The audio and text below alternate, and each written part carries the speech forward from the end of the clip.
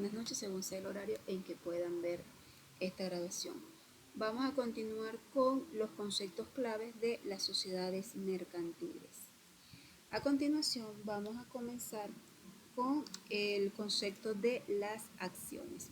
¿Qué son las acciones las acciones no, el capital social? ¿Qué es el capital social dentro de una sociedad? El capital social es el fundamento financiero de la empresa. Ahí están representados los bienes, tanto en efectivo como bienes muebles o inmuebles que aportan los socios para constituir la empresa. Imagínense que usted va a constituir un supermercado y son 5 socios. Un socio dice, yo tengo un local, allí podemos establecer el supermercado. Otro dice, bueno, yo tengo un galpón, lo podemos utilizar para depósito de mercancías. El otro dice, yo tengo un camión, lo podemos utilizar para el traslado, para el transporte. Y el otro dice, bueno, yo voy a aportar X cantidad de dinero. Entonces, la suma de todos esos valores va a constituir el capital social. Y por supuesto, siempre y cuando que esos bienes, tanto muebles como inmuebles que se aportan, el bien mueble está representado por el camión porque puede trasladarse de un lugar a otro y los inmuebles están representados por el local y el galpón. Estos bienes pueden traspasarse en la propiedad propiamente dicha, valga la redundancia, o simplemente los derechos de uso.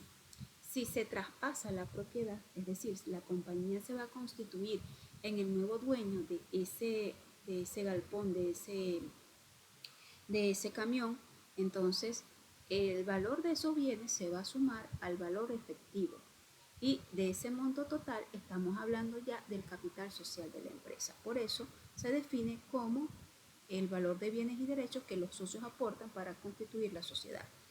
¿Y cuál es la función? Bueno, obviamente toda empresa para arrancar con sus operaciones necesita dinero, porque ese dinero es la garantía para los acreedores. Porque recuerden que en caso de quiebra o de insolvencia, los acreedores van a ejecutar el capital social de la empresa.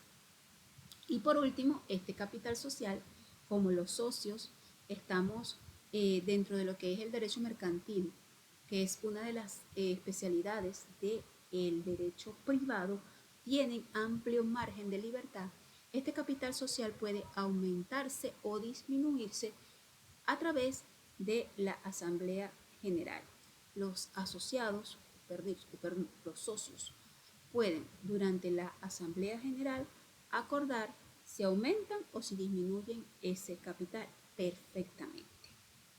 El siguiente punto acá son las acciones. Ahora sí, las acciones están establecidas en el Código de Comercio a partir del artículo 292. Las acciones son títulos de valores que representan una parte alícuota del capital social de las compañías. Imagínense ustedes que el capital social es una torta, ¿verdad? ¿Y qué son las acciones? Las porciones en que dividimos esa torta. Cada acción tiene un valor necesariamente, por eso se llaman títulos de valores, porque contienen un valor en sí mismo. Y aparte de eso, el artículo 292 nos dicen que las acciones deben de ser de igual valor y dan a sus tenedores iguales derechos si los estatutos no disponen esa otra cosa. Es decir, los socios deciden en cuántas acciones dividen su torta, en cuántas porciones. Por ejemplo, si el capital social son $5,000, los socios están en la libertad de decidir si van a dividir ese capital social en 5,000 acciones de $1 cada uno. $1 multiplicado por 5,000 acciones te va a dar $5,000. O pueden dividir esos $5,000 en 500 acciones de $10 cada uno. Si multiplico nuevamente me va a dar 5,000. O en 50 acciones de $100 cada uno. Eso, los socios tienen la libertad de decidir el número de acciones en que ellos desean repartir ese capital social. Y obviamente esto le permite a los socios, una vez que ellos son dueños de estas acciones, tienen derechos y obligaciones dentro de la sociedad. Tienen el derecho de inspeccionar libros, de exigir rendición de cuentas, de solicitar al comisario que por favor reúna o constituya una asamblea Sí, que pueden solicitarle al comisario que por favor solicite una asamblea de socios. Pueden denunciar ante el comisario, entre otros. Y por supuesto la obligación es estar al pendiente de la vida de esa sociedad. Tienen la obligación de asistir a las asambleas de accionistas. Y obviamente estas acciones, por ser títulos de valores, tienen la capacidad de transferirse a otras personas. Como son acciones que son a título nominativo, es decir, con nombre y apellido, y que en toda sociedad también debe existir, oído al tambor, un libro de accionistas, dentro de ellas se registran cuántas acciones posee cada socio y los socios pueden vender, ceder, regalar, transmitir esas acciones a quien ellos quieran, a menos que el estatuto de la empresa lo prohíba. Y por ejemplo, los estatutos de la empresa pueden establecer que si los socios desean vender acciones, la primera oferta debe realizársela a los asociados, a los mismos socios de la empresa antes de ofrecérsela a terceros. Por ejemplo, ¿no? ¿Qué contienen los títulos de las acciones? Bueno, en primer lugar, el nombre de la compañía, el domicilio, el registro donde se encuentran los estatutos y la fecha y el número del registro, el monto de capital social, el precio de la acción y si hay varias clases. Esto de que si hay varias clases, pues imagínense ustedes que los socios deciden que van a dividir el capital social en 500 acciones. De esas 500 acciones, ¿verdad? Por ejemplo, 10, 10 acciones van a valer $100. Entonces yo tendría 10 acciones a $100, me hacen, me enredé. Lo que pasa es que esto es más fácil de explicar con números. Por ejemplo, ya yo les dije anteriormente que estamos hablando de $5,000. Ese es el capital social. Los socios pueden dividir ese capital social, por ejemplo, en 500 acciones, ¿verdad? De esas 500 acciones, la mitad, 250 acciones, pueden valer, vamos a llamarlas acciones tipo A. Esas 500 acciones, perdón, esas 250 acciones van a tener un valor de $100 y las otras 250 acciones pueden valer mucho menos. Lo importante es que al finalizar los cálculos, pues el capital social debe estar completamente representado. Esto se lo voy a explicar con un ejemplo en la próxima clase. Una vez que los socios deciden pues vender las acciones, esto se debe de comprobar de acuerdo con el artículo 296 en los libros de la compañía y deben estar firmadas por el socio que está cediendo o vendiendo la acción. ¿Qué es la reserva legal? En el caso de la reserva legal, esto es de acuerdo con el artículo 262. Recuerden que las empresas funcionan con fines de lucro, ¿verdad?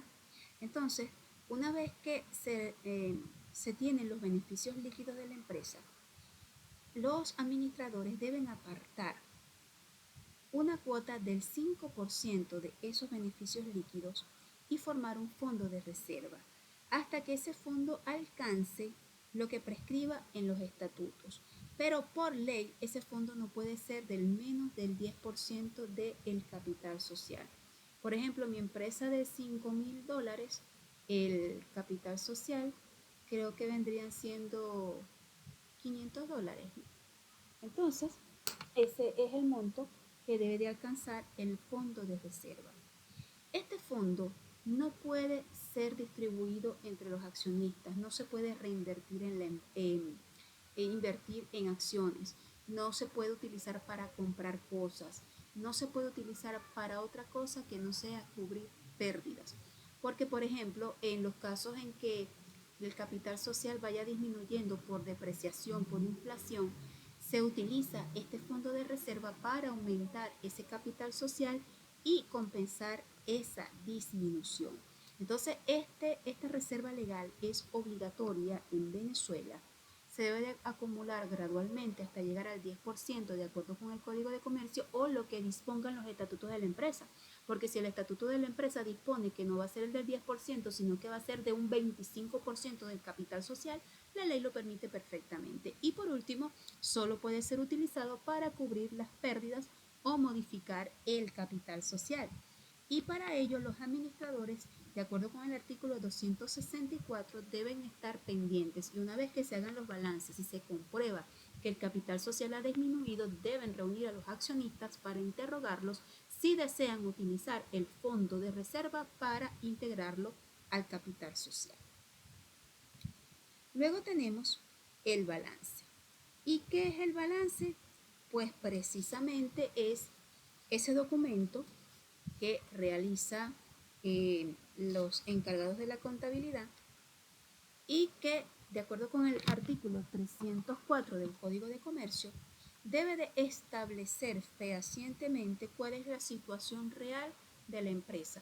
Se deben demostrar los pasivos, los activos y el patrimonio neto de la sociedad. Ese balance, de acuerdo con el artículo 304, el administrador o los administradores lo deben de presentar a los comisarios con un mes de antelación a la fecha en que se va a reunir la asamblea de accionistas. ¿Para qué ese mes?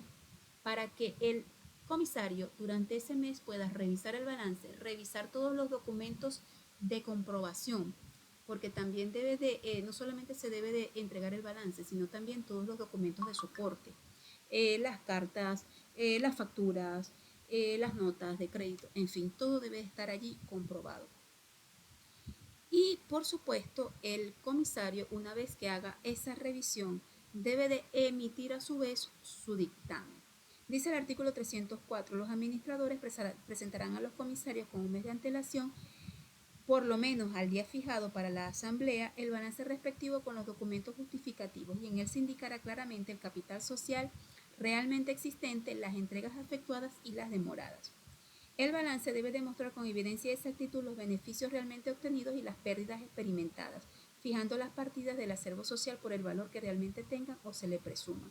A los créditos incobrables no se les dará valor, es decir, si usted sabe que no va a poder cobrar una deuda, pues no la meta en ese balance.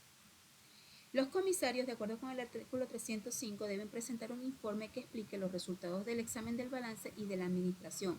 Debe realizar las observaciones que considere pertinentes y proposiciones si las estima convenientes respecto a su aprobación y demás asuntos conexos. Una copia del balance debe quedar depositada junto con el informe de los comisarios en las oficinas de la compañía durante los 15 días precedentes a la reunión de la asamblea y hasta que esté aprobado. ¿Para qué? Para que cualquiera de los asociados puedan ir y revisarlo. Todo el que acredite su calidad de socio tendrá derecho a examinar ambos documentos, de acuerdo con el artículo 306. Y una vez que el balance sea aprobado, los administradores deben remitir ese balance, una copia de él, del informe de los comisarios y del acta de aprobación de la asamblea, se debe de llevar al registro mercantil y se debe de incorporar al expediente de la empresa. Nuestro siguiente concepto es el del comisario. ¿Qué es el comisario?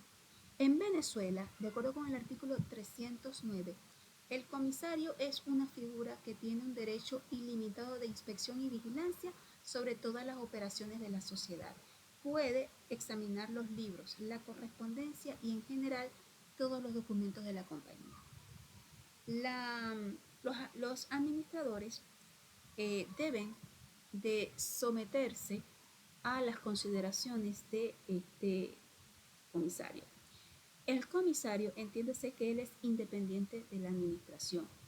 Lo nombra la asamblea de accionistas, pero su función principal es vigilar y fiscalizar la gestión de los administradores. Él actúa como un contrapeso. ¿Para qué? Para proteger los intereses de los socios o los accionistas.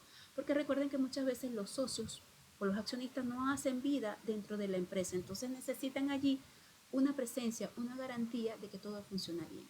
Y eso es lo que hace el comisario: vigilar, controlar e informar. Presenta los informes a la asamblea de accionistas y también puede denunciar cualquier irregularidad o incumplimiento que él observe. Así también los comisarios, de acuerdo con el artículo 311, deben revisar los balances, emitir su informe, asistir a las asambleas y desempeñar cualquier otra función que la ley o los estatutos de la empresa le asignen. Pero lo importante es que si los comisarios reciben una denuncia, ellos deben de convocar inmediatamente a una asamblea de accionistas para discutir el asunto que haya sido denunciado. Luego tenemos la disolución y liquidación de las sociedades. La disolución es el fin de la sociedad.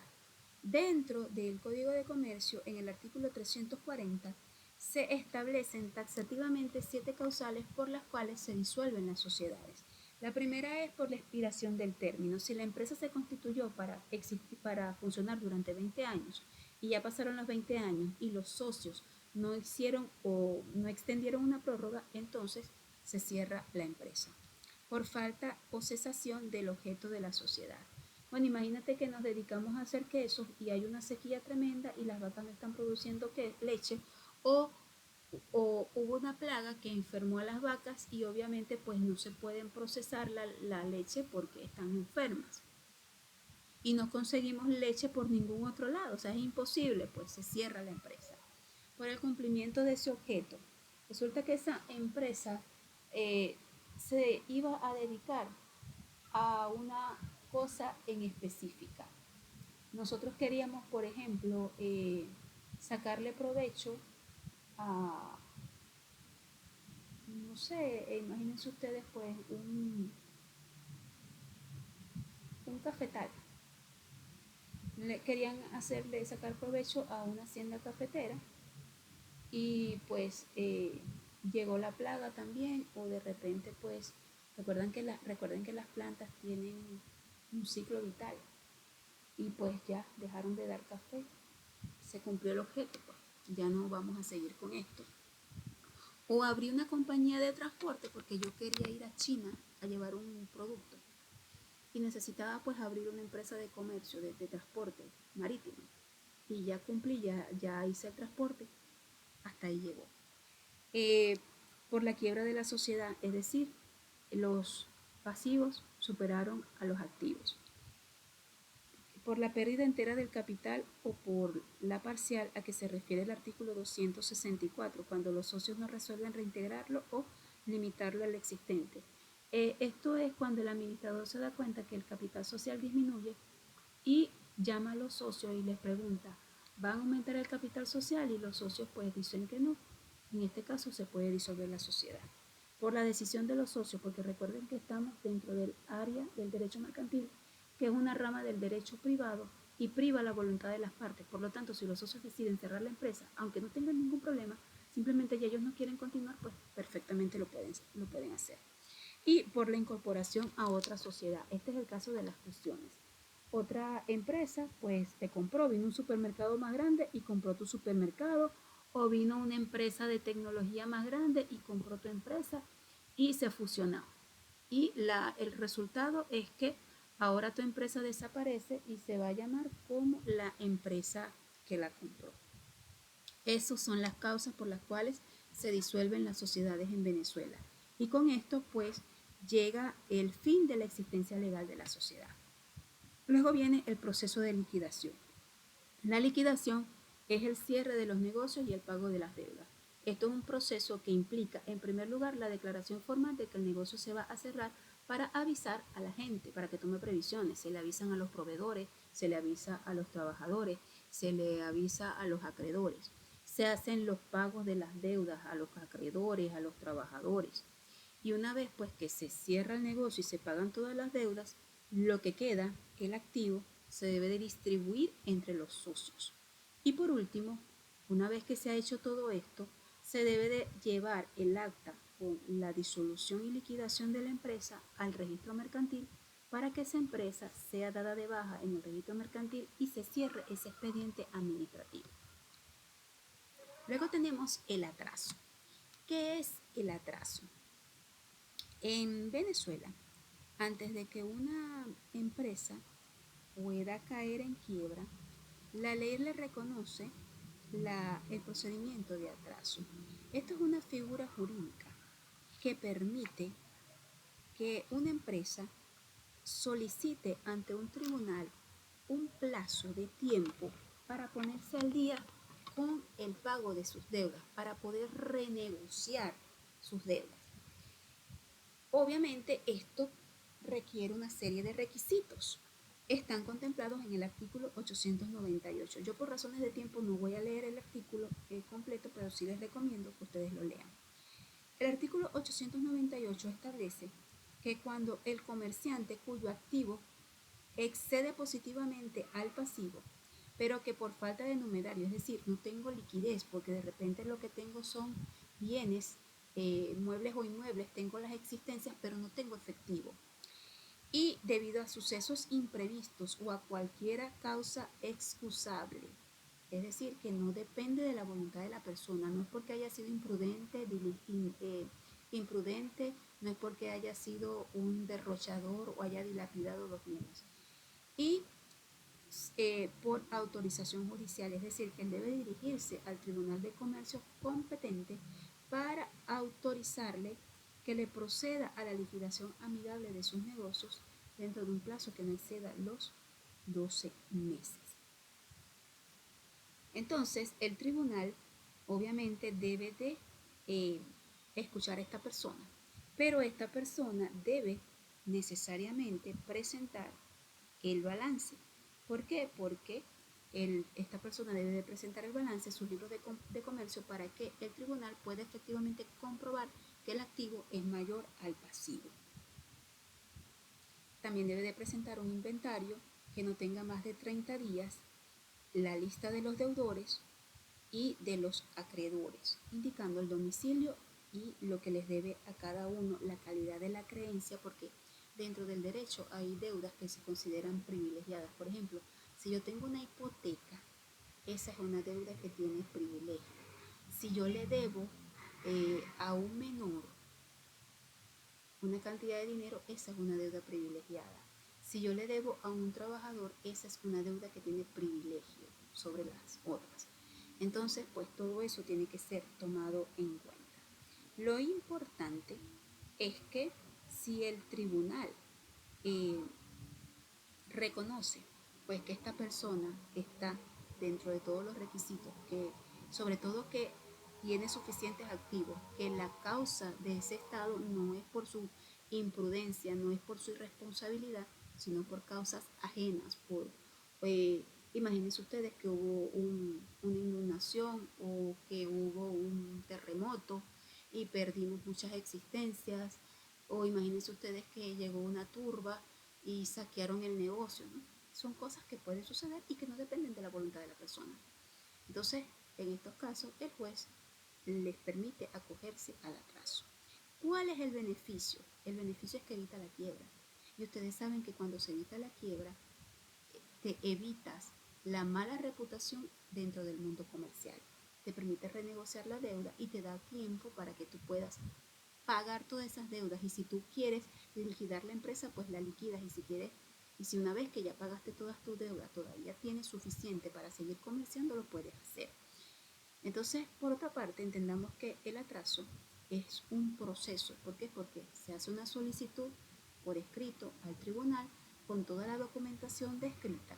Si el tribunal lo autoriza, entonces te concede un plazo que no va a exceder de un año para que tú puedas, de la forma más amigable, ponerte al día con todos tus pagos.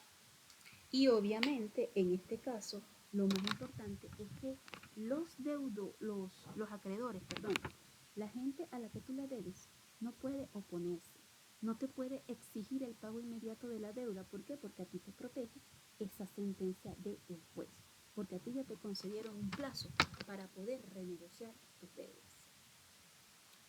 Y luego viene ahora sí lo que es la quiebra. ¿Qué es la quiebra? La quiebra, pues, es la situación jurídica de insolvencia. Aquí la persona ya pierde la capacidad para cumplir con sus obligaciones económicas y continuar operando normalmente, porque ya el pasivo superó al activo. Y en este caso, el Código de Comercio venezolano distingue tres tipos de deudas, perdón, de quiebras, tres tipos de quiebras. La quiebra se encuentra regulada en el Código de Comercio a partir del artículo 914. El comerciante que no estando en estado de atraso, es decir, nunca hubo ese proceso legal, cesa en el pago de sus obligaciones mercantiles, se halla en estado de quiebra. El comerciante no puede intentar el beneficio de cesión de bienes, es decir, no puedes pasarle a otras personas tus bienes. Hay tres especies de quiebras, de acuerdo con el artículo 915, la fortuita, la culpable y la fraudulenta. La quiebra fortuita es la que proviene de los casos fortuitos o de fuerza mayor, como les decía, fuerzas de la naturaleza, terremotos, inundaciones, un incendio, en este caso es más fortuito, la turba, el saqueo, en fin, cosas que no son controlables. O de repente la pandemia o la orden, una orden ejecutiva del Estado, porque imagínense ustedes que ustedes funcionan dentro de una calle y el Estado decide que va a expropiar toda esa calle porque van a hacer allí, qué sé yo, una escuela. Entonces, pues todos esos negocios tienen que cerrar inmediatamente y el Estado le va a pagar el justiprecio y hasta ahí llegó. ¿Ven? Entonces son casos de eventos imprevistos o de fuerza mayor, no dependen de la voluntad de la persona. El segundo tipo de quiebra es la quiebra culpable y esta es ocasionada por la conducta imprudente o disipada de parte del fallido. Es decir, la persona aquí no tiene la mala voluntad ni la mala intención o la mala fe, simplemente no es prudente. Un ejemplo de esto, el artículo 916 nos dice: será declarada culpable la quiebra. Fíjense que dice será declarada, es decir, no admite prueba en contrario, si se demuestra que 1. Los gastos personales y domésticos del fallido. El fallido es la persona que está quebrada, en este caso, pues los socios, los administradores de la empresa, ¿no? Si los gastos personales y domésticos son excesivos. Imagínense pues esas personas que se dedican a darse la gran vida, que todo lo que compran tiene que ser de marca, ropa de marca, joyas, teléfonos, relojes, zapatos, viajes, carros de lujo. Se metió en un casino y perdió hasta los zapatos, se dedicó a los juegos de azar. Eso es el numeral segundo. Si hubiese hecho compras para vender a menor precio del corriente o contraído obligaciones exorbitantes, sabiendo pues que estas operaciones están prohibidas. Y si después de haber cesado en sus pagos hubiera pagado a algún acreedor con perjuicio de los demás. Resulta que le pagué al acreedor de la Polar y no le pagué a mis trabajadores, que es una deuda privilegiada. Entonces, esos son los casos de quiebra culpable. Luego viene la quiebra fraudulenta. La quiebra fraudulenta es aquella donde la persona sí tiene la mala fe y la mala intención, porque es aquella en la que ocurren actos fraudulentos del fallido para perjudicar a sus acreedores, es decir, a la gente a la que le debe. El artículo 917 dice: podrá ser declarada culpable la quiebra, es decir, que esto es facultativo del juez. El juez es el que declara ante qué tipo de quiebra está. ¿Cuáles son los supuestos aquí? Primero, si el fallido hubiere prestado fianzas o contraído por cuenta ajena obligaciones excesivas, es decir, él se prestó como aval de las deudas de terceros, sin importarle pues los montos que eran excesivos. Si hubiese incurrido en nueva quiebra sin haber cumplido el convenio del anterior. Resulta que ya esta persona o esta empresa tenía un convenio de quiebra, estaba en proceso de liquidación y entonces viene ahora y viene con otra quiebra. Luego tenemos el número 3. Si no hubiese hecho asentar en el registro de comercio los documentos que trata el artículo 19. El artículo 19 establece la obligación de todo comerciante de registrar aquellos documentos que tienen que ver con bienes o con autorizaciones para comerciar. Por ejemplo, cuando se autoriza a un menor a comerciar, cuando se tienen bienes de menores como la curatela o en tutela, cuando se trata de declaraciones de divorcio, de separaciones de bienes, de constituciones de hogar, de la venta de establecimientos comerciales, de el registro de firmas de comercio, eh, la venta de fondos de comercio, los poderes que se le entregan a algún comerciante, en fin. Este tipo de documentos, ustedes lo pueden leer, aparecen en el artículo 19 del Código de Comercio. Y por último, establece, perdón, me equivoqué, el 4 dice, si no se hiciere al Tribunal de Comercio la declaración de su quiebra, según lo establecido en el artículo 925. Es decir, yo sé que estoy quebrado, yo sé que mis pasivos superan a mis activos, y sin embargo, no me dirigí al Tribunal de Comercio a hacer por escrito la manifestación de que estoy en quiebra. Esta manifestación de quiebra debe hacerse dentro de los 3 días siguientes a la cesación de los pagos. Es decir, yo no le puedo pagar a más nadie porque no tengo cómo. Entonces, dentro de los 3 días siguientes, yo debo de dirigir este escrito ante el Tribunal de Comercio y debo de acompañarlo con el debido balance. Y si no llevo balance, debo de explicar por qué no lo llevo. Si es que todavía está en construcción, me hacen falta ubicar unos documentos de soporte, qué sé yo. Una memoria razonada de las causas de la quiebra, por qué fue que quebramos. Y ese escrito más el balance y la memoria serán fechados y firmados bajo juramento de ser verdaderos. Todos los socios deben firmarlos en el lugar. Y en el caso de que fuesen sociedades anónimas, también debe ser firmado por los administradores. Muy importante, ese balance que se presenta para lo que es esta relación de la quiebra debe de mencionar los estados de gastos y ganancias desde los 10 años anteriores a la quiebra. Fíjense la importancia y el grado de revisión que se hace pues de este balance.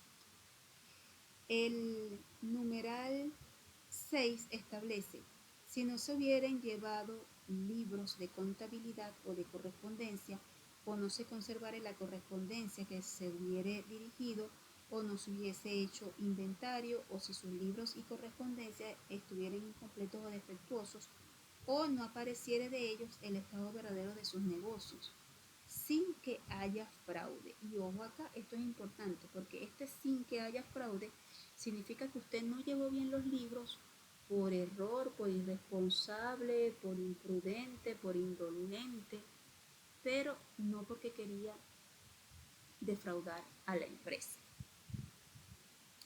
Entonces nos dice el artículo 918 que será declarada fraudulenta la quiebra si el quebrado ha ocultado, falsificado o mutilado sus libros, o sustraído u ocultado el todo o parte de sus bienes, o si por sus libros o apuntes o por documentos públicos o privados reconoce fraudulentamente cantidades de dinero que no debe. Entonces fíjense que aquí el 918 reitera la mutilación, el ocultar y el falsificar libros. Se reconoce también cuando usted, imagínese que usted firma un documento con un tercero donde usted dice que le debe 5.000 millones de dólares y resulta que es mentira. Y por último, el artículo 919 dice, las quiebras culpables y fraudulentas serán castigadas con arreglo al Código Penal. Entonces vemos que, en este tipo de deudas, en este tipo de quiebras, salvo la quiebra fortuita, las dos siguientes, la culpable y la fraudulenta, implican sanciones penales, es decir, la posibilidad de penas privativas de libertad. Esas son las consecuencias. Aparte, por supuesto, de en el mundo del comercio, pues cuando una empresa entra en quiebra, inmediatamente pues pierde la capacidad de solicitar préstamos, créditos, en fin, porque nadie quiere comerciar o hacer negocio con una persona que ya se ha demostrado pues que no es muy honesta o muy responsable en el mundo de los negocios. También el artículo 921 establece que serán castigados con las penas de los quebrados fraudulentos los individuos que, a sabiendas y en interés del fallido, hayan sustraído todo o parte de los bienes de éste, ya sean muebles o inmuebles. Los convencidos de haber presentado fraudulentamente en la quiebra créditos supuestos en su nombre o por medio de otro, o alterar la naturaleza o fecha del crédito para interponerse en la graduación, es decir, en el orden de pago, con perjuicio de otros acreedores. Y los que comerciando bajo el nombre de otro o con un nombre supuesto aparezcan culpables de los hechos expresados en el artículo 918, es decir, los libros y el reconocimiento de las cantidades adeudadas que no se deben en realidad. Entonces fíjense que no solamente se castiga al fallido, sino que también a los cómplices. Entonces, bueno, muchachos, a grandes rasgos, esto es el mundo de las sociedades mercantiles. Gracias por su atención. Hasta que la clase, estudien, anoten sus dudas y nos vemos en el próximo encuentro para resolverlas. Que estén muy bien.